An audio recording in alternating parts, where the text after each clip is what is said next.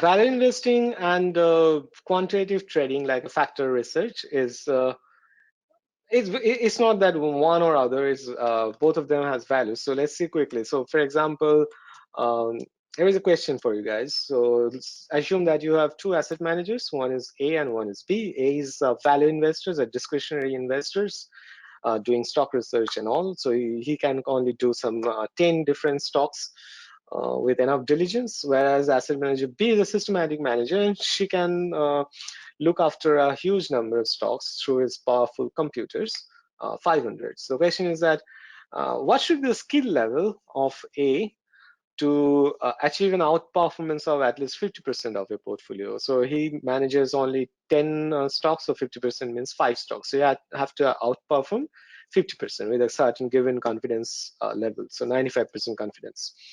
And what should be the same for B? What should be her skill level?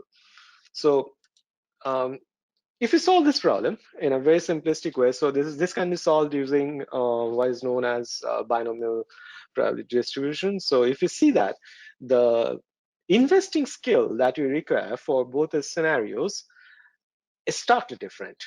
For B, we achieved the outperformance target at a slightly level slightly higher than 50%, around 55 and 57%. You achieve the target.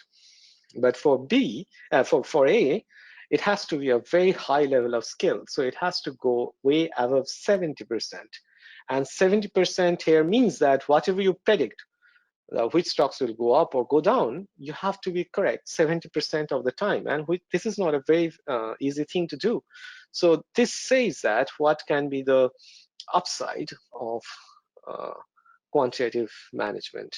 Now, this is of course not all, because the main difference between, so of course that will just means that don't do value investing, just do quant, but that is not the case. So value investing also has its own edge, which is superior insight vis-a-vis the superior information processing edge of the quant investors.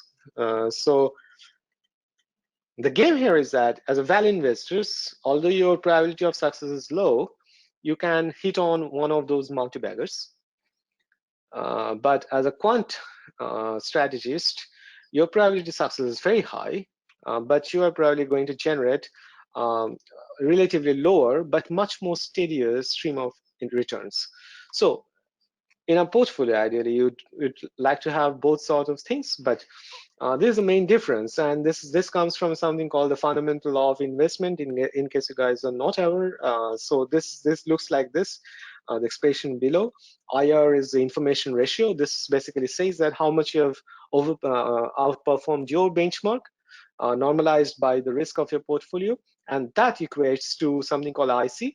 IC is the information coefficient, which is very similar to what you have seen before as the skill level, the hit ratio, multiplied by the square root of n. And n is the main differentiating factor here. N is the number of independent bets that you can take.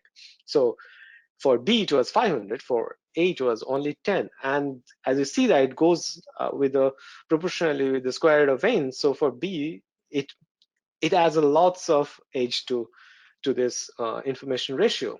And TC is something called transfer coefficient, which is not very important here.